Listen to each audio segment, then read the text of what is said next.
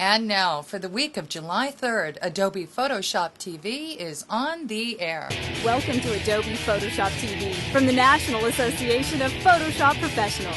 And here's your hosts, the Photoshop guys, Scott Kelby, Dave Cross, and Matt Klaskowski.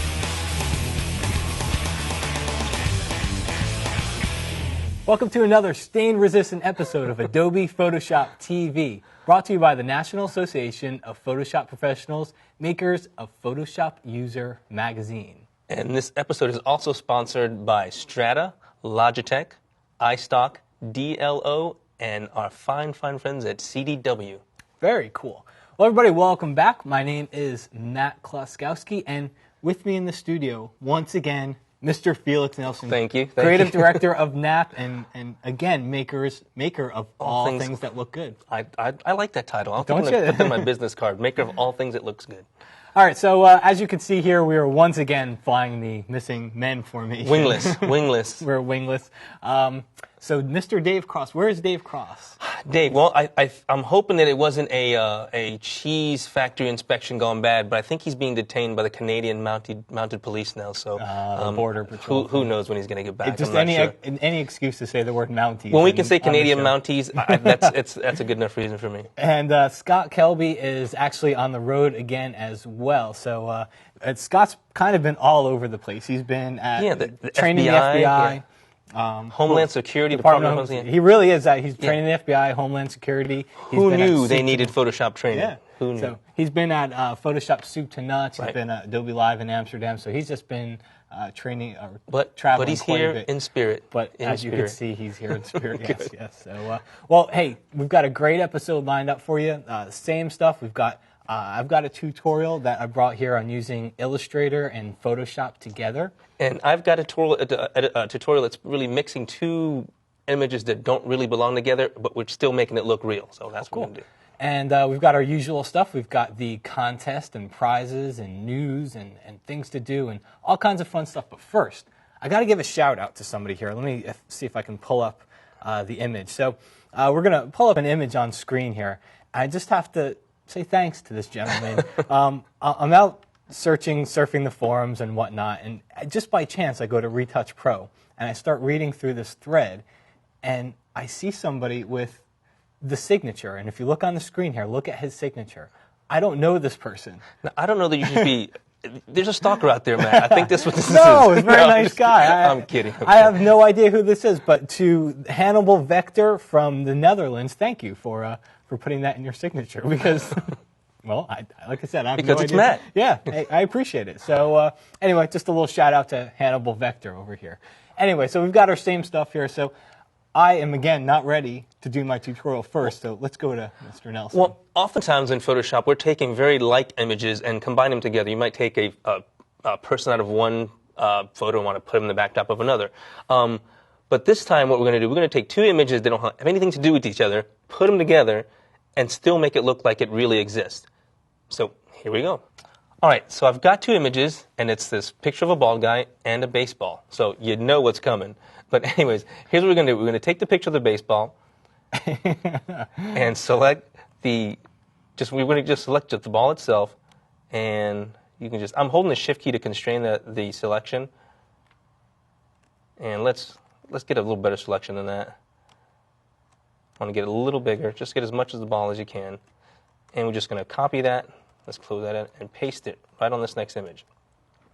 Now, the thing to remember, whether you're doing something weird like this or you're actually combining two images that belong together, is to really pay attention where the shadows are on both images, because you want to get those to match. A lot of times, I see that in Photoshop a lot, where people combine images, the retouch is great, but they forget where the light source is and where the shadow. So that's what makes it look unrealistic. So what we're going to do here, if you look at the guy's head, the shadow is obviously on this top part, upper top left.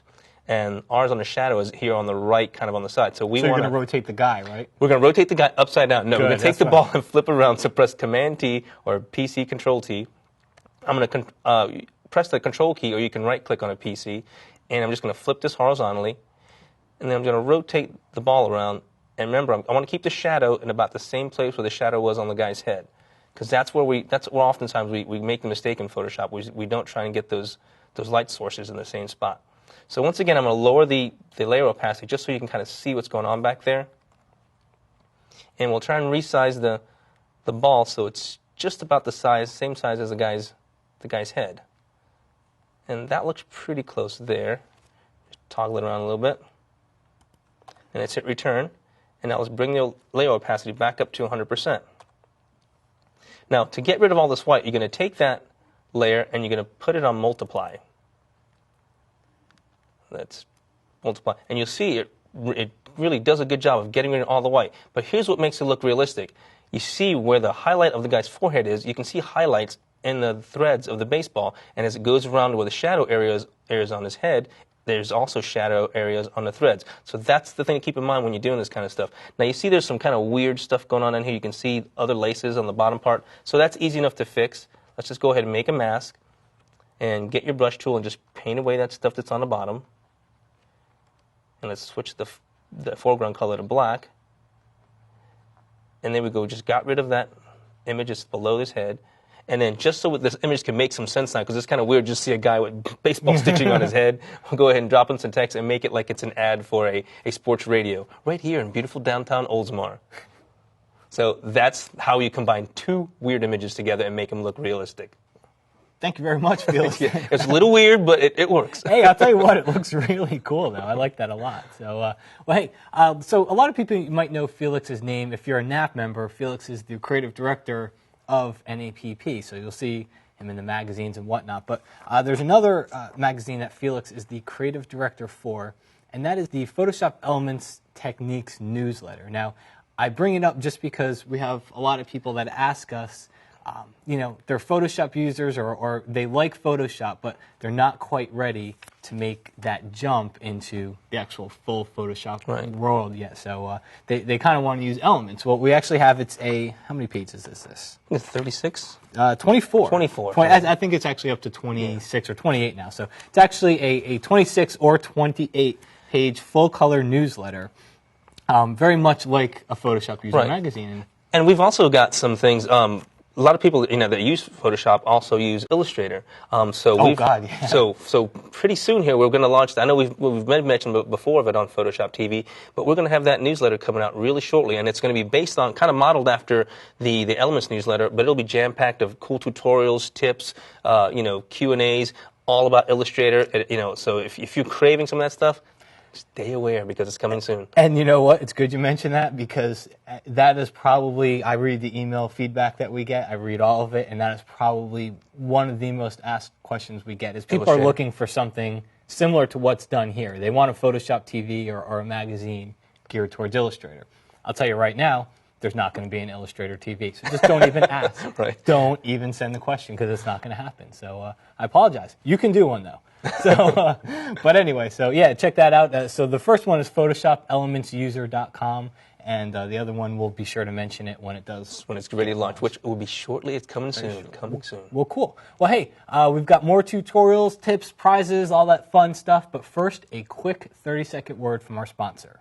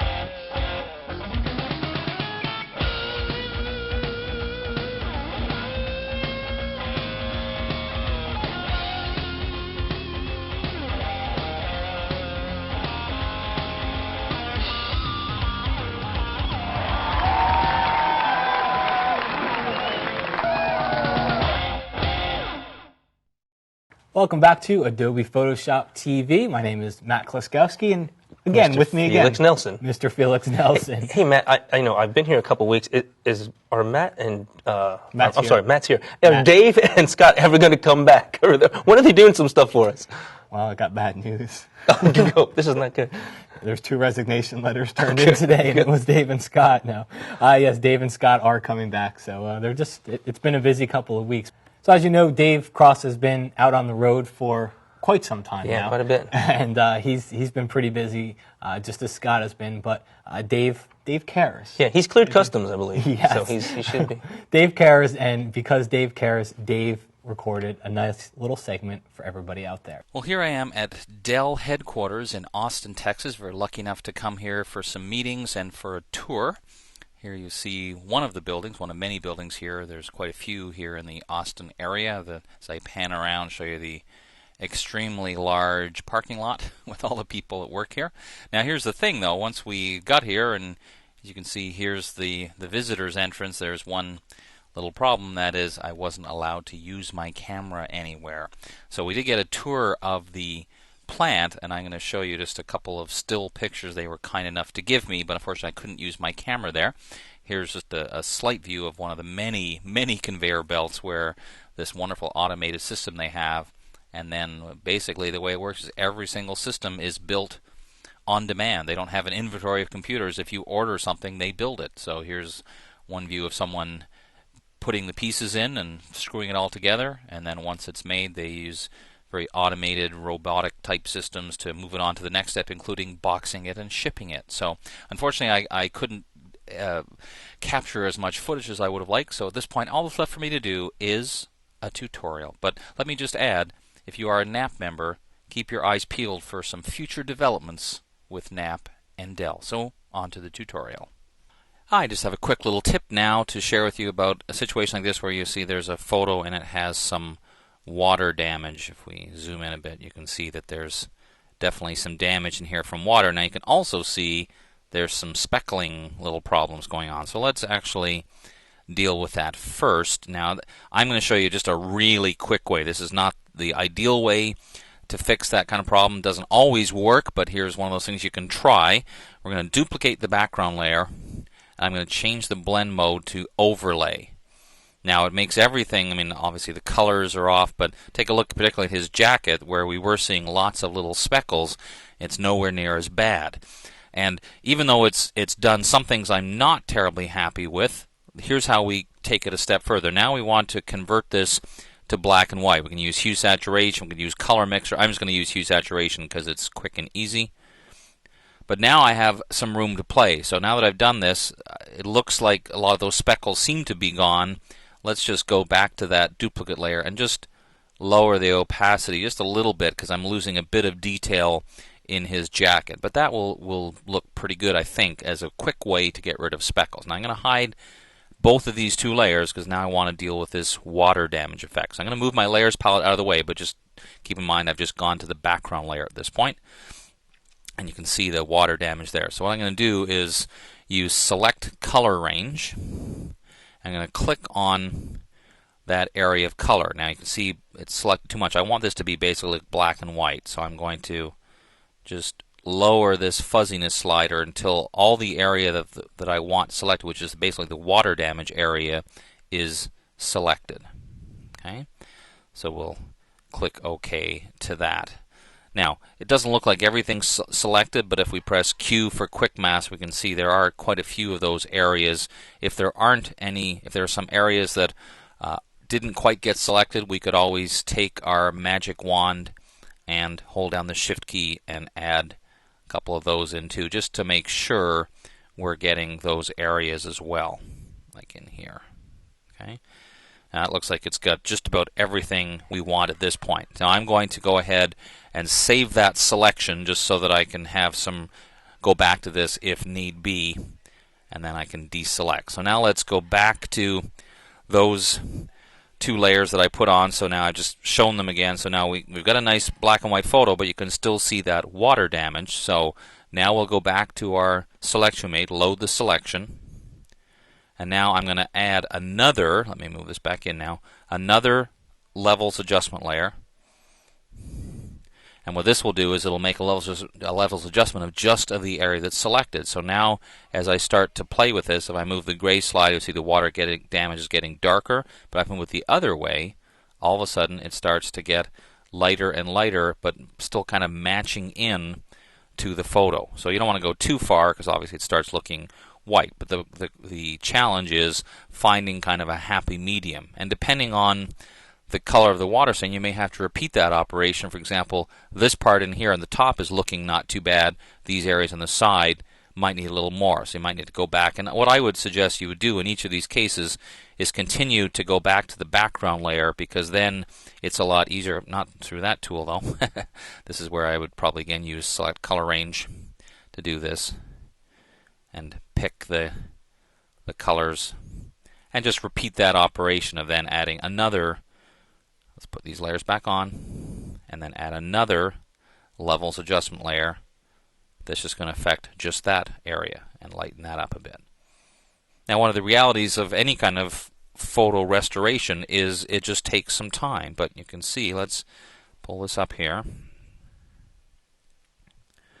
And I'm going to hold down the Option or Alt keys. So that means I can hide or show. Here's the original photo, and here's what it looks like now after our quick little trick. Now again, still needs some work, but you get the idea that that type of technique is a pretty easy way to start to improve areas of photo that have been damaged by water. Scott has been out and about and traveling a lot, but he did manage to record a special little segment for us, so let's go to that. All right, hi everybody. Here we are at the Photoshop Soup to Nuts conference up in Ann Arbor, Michigan, and I'm kind of here where the vendors are. We've got vendors here, lots of them. Some over that way, some over this way. Anyway, I've been teaching classes here, and let's see who else is here. Thomas Knoll, the guy that wrote Photoshop, of course, is the big star here. Bruce Frazier's here, Jeff Sheewee, Ben Wilmore, you name it, they're here. The amazing Terry Wilde. So, should be a lot of fun. We're going to give you a quick look around, a little bit of behind-the-scenes stuff at Photoshop Soup to Nuts, so check it out.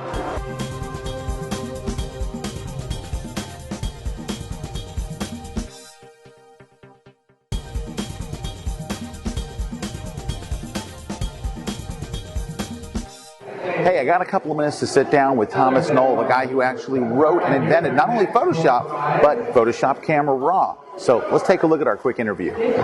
Well, we're here with Thomas, and well, first, before we get started, thank you for taking the time to be on Photoshop TV. You're welcome.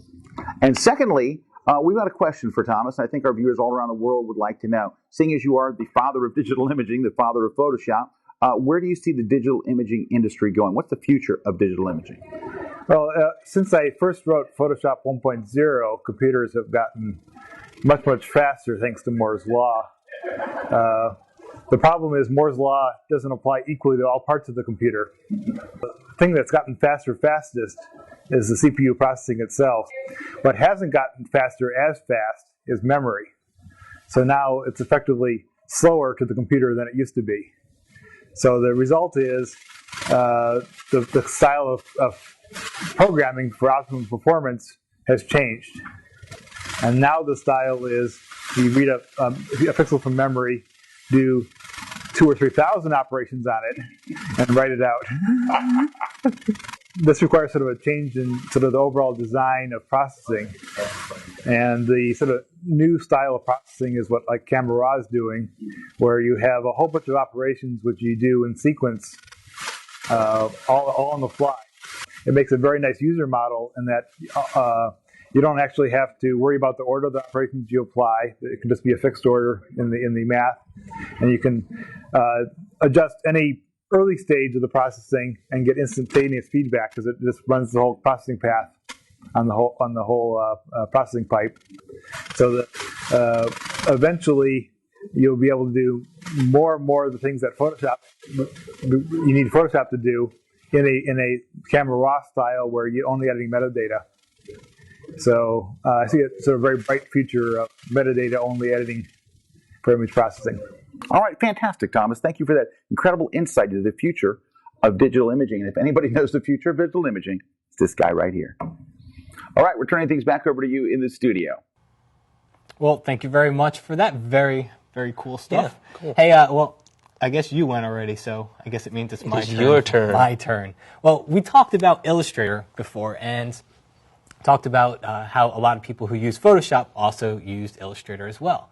So I've got a tutorial here. We're going to start off in Illustrator. We're going to create an object, and we're going to make it a wireframe object, and then we're going to move it over into Photoshop and make a custom shape out of it. So let's go ahead and start off here. I'm just going to, well, all you got to do is just create a new blank document inside of Illustrator. And it can be any size. And then I'm going to create a simple object here. Let's grab the ellipse tool and just hold down your shift key and draw a circle. Now, I'm going to fill a circle with a different color just because I can, and I don't want it to be white. I'm also going to get rid of the stroke that's around the circle here. You can see there's a faint black stroke. So if you click on the little stroke icon there and just click none, I'll get rid of the stroke on it. Now, I want to make this into a 3D circle, but the way Illustrator's 3D effects work is that it kind of revolves things around it. So you have to kind of think of, let's think about the wine bottle tutorial is pretty common. And the way people create a wine bottle using 3D is you don't draw the 3D wine bottle, you draw half of a wine bottle. And then you let the 3D engine revolve and draw the rest of it. So that's what we'll do here. We want to create half of a circle. So I'm going to grab the direct selection tool here and just click and drag over that leftmost anchor point and hit the delete key. So now I have half of a circle. Then I'm going to go to the effect menu, go down to 3D and go to revolve. And it opens up the revolve dialog, and if I move it off to the side here and I click preview, you'll see that now we get this nice little 3D that works pretty well, yeah. Shaded object. But at this point, I'm going to show you something. Let me click OK. So that's cool in and of itself because now I have this cool 3D object. But what really makes Illustrator powerful is all these effects and all these things that you can do to your artwork here. They're live effects, so I can always go back and change it. So I'm going to double click. Right here in the Appearance palette, you can see 3D Revolve. If I double click on that, it opens up the same dialog, same options in here, so now I can change them. Well, right at the bottom here under Surface, it says Plastic Shading. Well, I'm going to change mine to Wireframe. And watch what happens to the object. See, it creates a wireframe representation of it. And then you can use the little rotate cube here, and you can rotate it around and get a different angle. So once I'm happy with it, I'll click OK. And now I've got my 3D wireframe object that I want to now move over into Photoshop. So the first thing I need to do is, if you look in the Layers palette here, it says it's a path, but look, there's just a big circle. I'm going to choose. So it's only seeing one of those things, not seeing your entire sphere that you've created. Yeah, exactly. And if I choose View Outline, you see it still just shows that original path here. That's because it's a live effect. So the way you make a live effect into an actual path, first you go up to the Object menu. First, make sure you select it. Then you go to the Object menu, go down to Expand Appearance. And you see my Layers palette change now. And now I have this group in here that's got all this other groups and whatnot. But the next step you want to do is go to Object and choose Expand. And that kind of takes it a step further. And I'm going to check off Fill and Stroke here and choose OK. Now, as I expand in Illustrator, when it works with these 3D objects, it likes to make groups within groups, within groups, within more groups. Wow. So it likes to do that. But the easy way to work around this is expand all the groups that you can. And if you look inside, you'll start to see the very base objects that make all this up. So just expand everything. I'm going to take each one of these objects, I'm going to just drag them right outside of the group. So they're not inside of it anymore. So it's every actual arc and sphere that it created, you're putting them all in one place. Exactly. And you see I dragged them out of here. Now look at this group. It doesn't have anything in it. All the artwork is now outside of it. And the easy way to do it is to just use the eyeball icons, and you can see when I hide these things, you can see Illustrator is showing and hiding parts of this illustration here. So you can tell which ones are which. Now, the next part is, this is what I want to move to Photoshop. So I'm going to press Control-A, Command-A on a Mac, and then copy. And I'll jump over into Photoshop here. I'm going to do Control-N to create a new image, and then just paste it in. And I'll get this dialog box that asks me, what do I want to paste it as? I want to paste it as a path right now. So I'll hit OK. It pastes it as a path. Now, the very first thing you want to do is if you want to use this as a custom shape, go to the Edit menu. Don't do anything first. Just go to the Edit menu. Go down to Define Custom Shape. And Illustrator's going to think a while, and there's a lot of paths that are involved in this object here. So if it takes a few seconds, don't worry about it. So it actually brings them in as individual paths. The whole thing, every little path that was in Illustrator is now in Photoshop.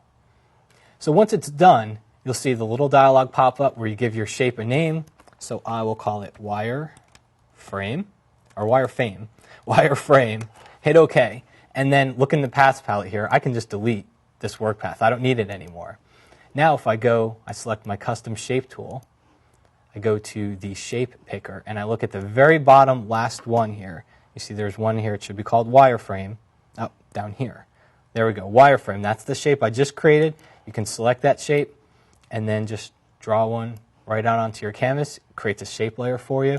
And so now it's got all the properties, everything that a shape layer has that you had in Illustrator is now in Photoshop. You can even, I'm sorry. Does it still recognize all the different individual paths that was in there? Good question, Felix. So I showed you here, you can come in here and change the color if you want and whatnot, but you see this little thumbnail to the right of that shape layer.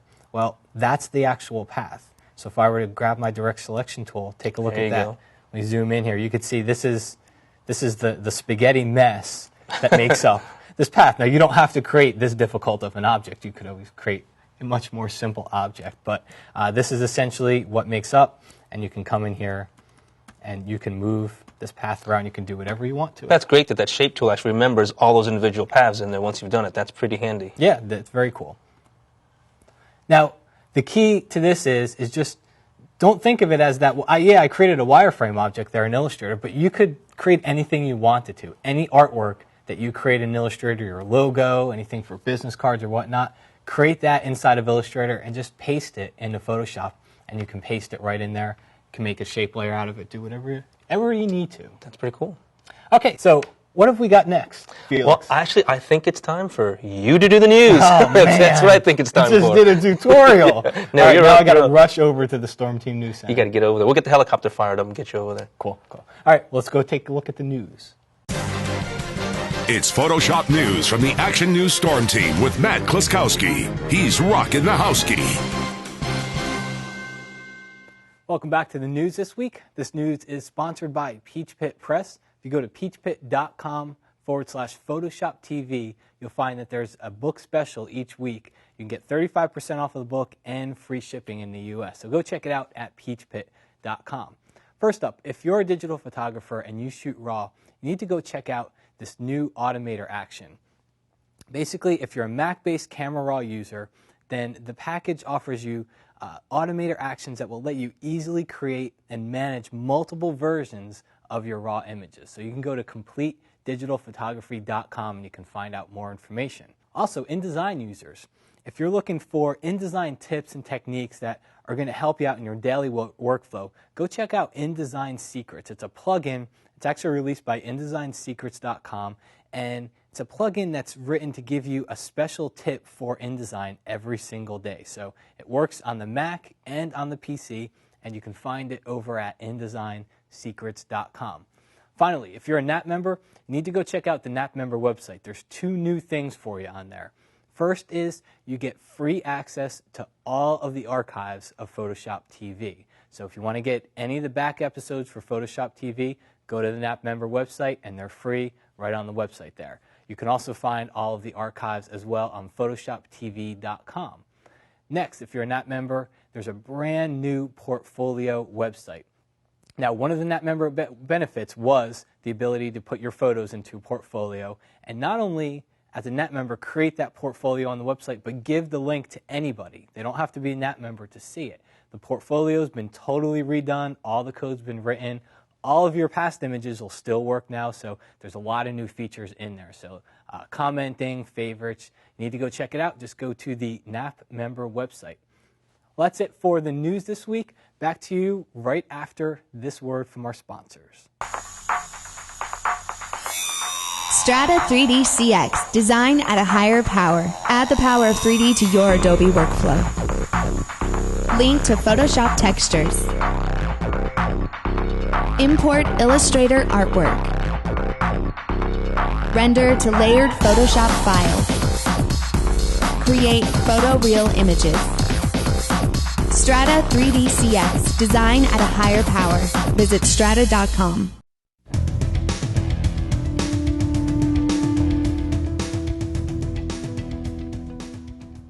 Okay, so it is just about time for our contest this week. Before we get to the new contest, we have to take care of last week's contest, though. So the contest question was, what does the keyboard shortcut Shift, Controller Command, and the letter D mean? So the answer, do you know the answer, Felix? The answer would be to reselect. Is that correct? Reselect, yes, that is correct. Now, it's almost like a little mini tutorial here because reselect, a lot of people don't even know it's there, and it's very useful because if you make a selection, maybe you make a complex selection, you forget to save it, and then you go off and you do all these other things. Well, if you didn't make any other selections, if you just choose select, reselect, then you'll get that last selection back. So now, does it matter if you've done something else, or if you've gone on and just kind of maybe added a new layer or something? Think of it this way: it's going to select the last thing that you made. Okay, the last selection that you made. So kind of a nifty little shortcut That's pretty there cool, if you forget to save a selection. So that was the answer. And well, this week's do we have a? Yes, we have to do this week's contest. All right. So we need to congratulate yes, who won? Said name at the bottom of the screen. Floating? Yes, congratulations to the name at the bottom of the screen. We're sure you'll like your prizes. Okay, so this week's contest. This one's a tricky one. And I came up with this question because I stumbled upon it and I didn't know it before. So no one will know this answer but Matt. Yes, exactly. So well, you know what? You can figure it out, though. What is the only adjustment layer? So you know adjustment layers, right? That little layer thing that gets added into your layers palette. And you always can double-click on them to get to the settings from that adjustment layer, right? To change things. What adjustment layer has no settings? Just applies. Oh, that's a good one. You can double click on it all day long and nothing's going to happen. That's a good one. So what adjustment what adjustment layer has absolutely no settings on it? So we got to talk about what are they going to get? What are they going to get? Yes. All right. Well, this week's winner will get a copy of the Best of Adobe Photoshop TV Season 1. It's got all these episodes on there, minus all the commercials and stuff. So it's like a quick narrated, almost a Reader's Digest version the good stuff. Yeah, all the good stuff. So we'll get that. They'll also get an annual subscription, 1-year subscription to Layers Magazine. And Layers Magazine, it's for everything Adobe. So if you're into this week, InDesign, Layers, InDesign, Illustrator, Photoshop, it's all right here. Flash, all that stuff right here in this great publication. And last but not least, you will get a copy of Scott's Classic Effects, Photoshop Classic Effects. It teaches you all kind of stuff about Photoshop. In fact, when you get this book, you can almost feel Scott in the room with you. You can sense it. He's almost like he's floating behind you. So you will get this book right here. All right. So you've got the question. What's next, Matt? Did I say the question? Yeah, I think we already did. Yeah. Okay, good. All right. Well, as you know, whenever we finish up a show, we like to leave you with 3 things to do before the next show, as if you've got nothing else to do. We got time to burn and you're just sitting around. So what do you got, Felix? Well, we have a place you can go to, PhotoshopKillerTips.com. Is that correct? With our very own Matt Kloskowski. And you'll get great tutorials, a little quick 60 to 90-second tips. And they're up there every day, I believe. Every weekday you can get new tips. Every weekday. So you got to go see that. It's a must-have. A lot of great stuff on there by Matt. Cool. And I found another site. It is called the Photoshop Experiment. And it's pretty cool. It's somebody who takes you from concept sketching and whatnot all the way through to what they do in Photoshop. And it's called the Photoshop Experiment. So you can see the whole process. It's at thePhotoshopExperiment.blogspot.com. And then one last thing, it's the Matt Love Fest show. Matt also has a new online training session coming on PhotoshopTraining.com. Yes. And it's how to do Photoshop layers, based all on Photoshop layers. Is that correct? Mastering layers. Mastering layers. So you go. Make sure you go over to PhotoshopTraining.com and take a look at that. There's actually there's one training course there already. And this is your new photographer's course, and that one by our host Scott Kelby. Our own Scott Kelby, very cool course. And then this one was just really by demand. Just people, layers are the foundation of Photoshop. So it's a 21-day training course, and it'll be up there very, very shortly. So keep an eye out. Take a look at those. Yeah. Cool. Well, that is about it, Mr. Nelson. I thank you. Matt, thank you, sir. Thanks. See you. I'll see you back in the office. All right. But, thank you, Mr. Nelson. Thank you for tuning in to Adobe Photoshop TV, and also thank you to all of our sponsors. So we'll see you again next week.